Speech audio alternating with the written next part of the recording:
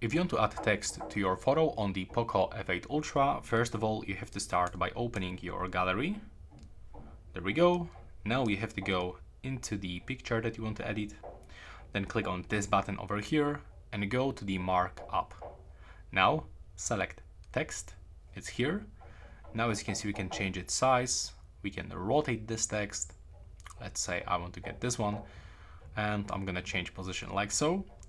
When you click here, you can even change the text theme, I would say. So we can get this background, but I will get this one.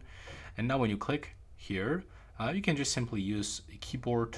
And by the way, you can change a font, style. So you can use bold, outline, shadow. You can align this to the right, left side, center.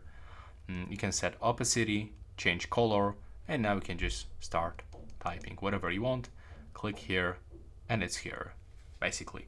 If you want to copy this one, you can do this by clicking on this button, and you can still quickly edit this one with a current style and input some other things. Now click here to apply, and you can still make it bigger or smaller. And to apply changes, you have to click on the save button.